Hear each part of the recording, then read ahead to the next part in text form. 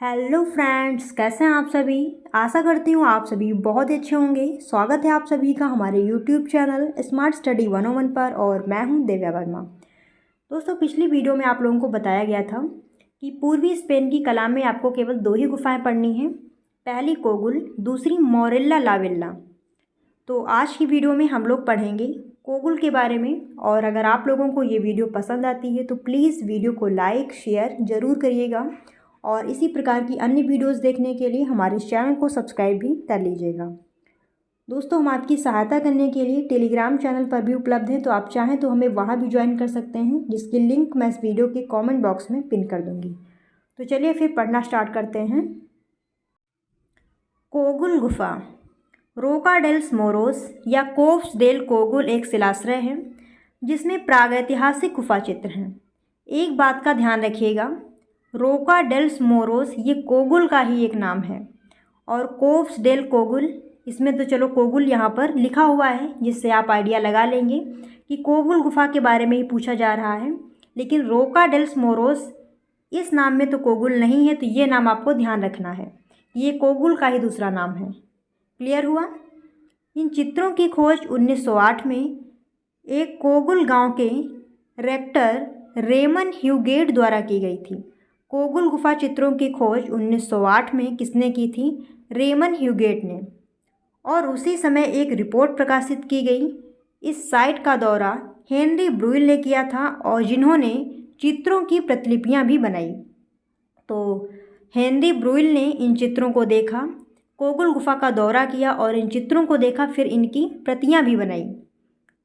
1998 से इन चित्रों को यूनेस्को की विश्व धरोहर स्थल के हिस्से के रूप में संरक्षित भी किया है।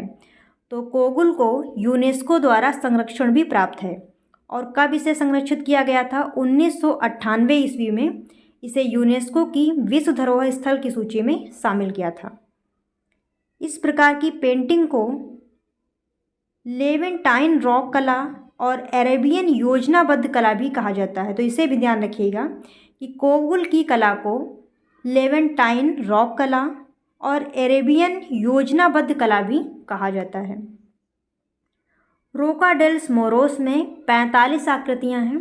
यहाँ पर कितने चित्र हैं? 45 चित्र हैं। 45 आकृतियां यहाँ पर मिली हैं, जिनमें से 38 चमकीले लाल, काले और गहरे लाल रंगों में रंगी गई हैं। 45 आकृतियां मिली हैं, जिनमें से 48 चमकीले लाल, काले और गहरे लाल रंगों में रंगी गई हैं।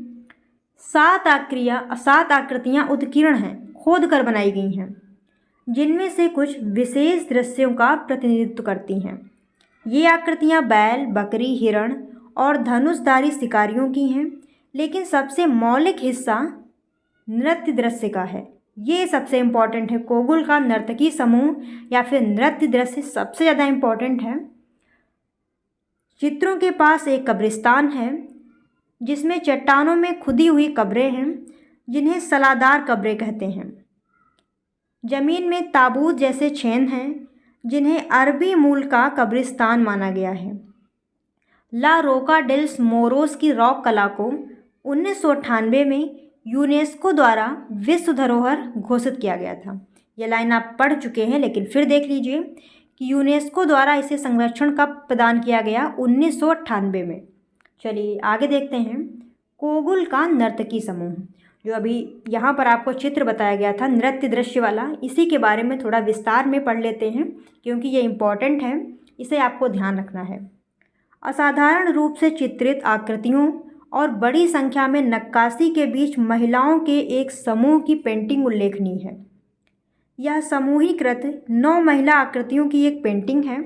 इस पेंटिंग में 9 महिला आकृतियां हैं, ठीक है, जिसमें महिलाओं को एक अनुपातहीन रूप से बड़े लिंग के साथ एक पुरुष आकृति के चारों ओर नृत्य करते हुए दिखाया गया है।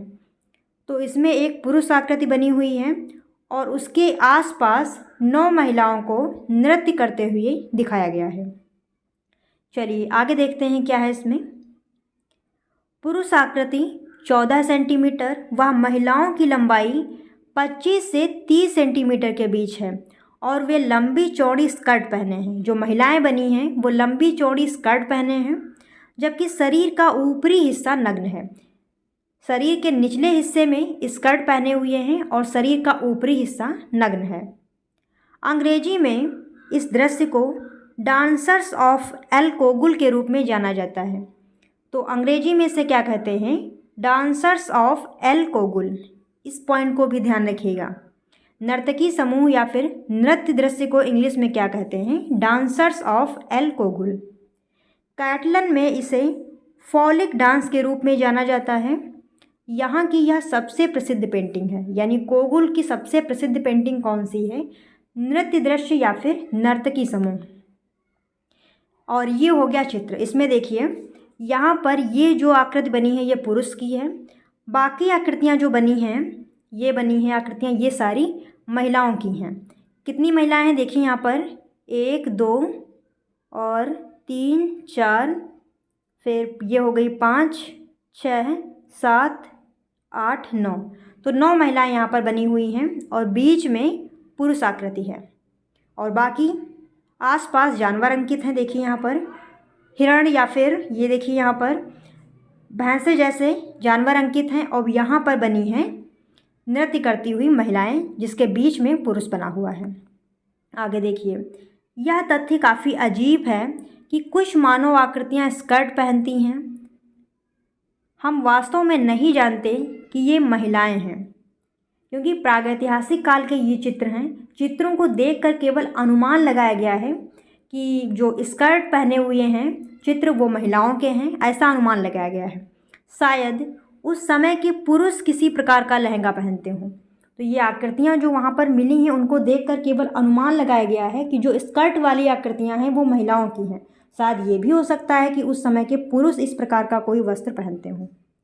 ठीक है, चलिए आगे देखते हैं।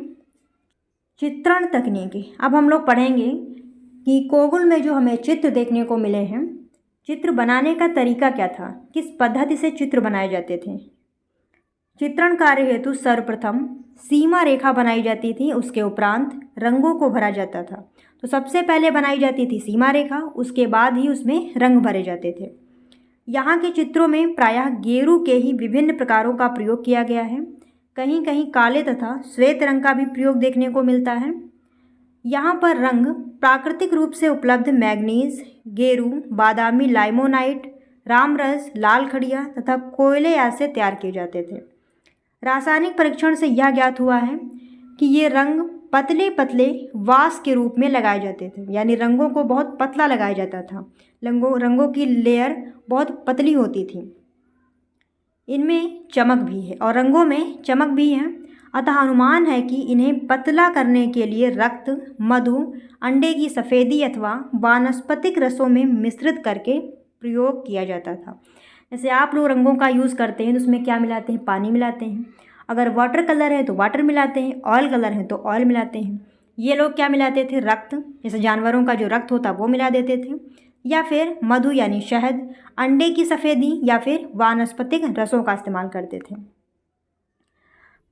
चित्रों में रंग भरने हेतु अंगुलियों और लकड़ी की तूलिकाओं का इस्तेमाल किया जाता था। तूलिकाओं यानी कि ब्रश का, लकड़ी के ब्रश या फिर अंगुलियों का इस्तेमाल किया जाता था रंग लगाने के लिए।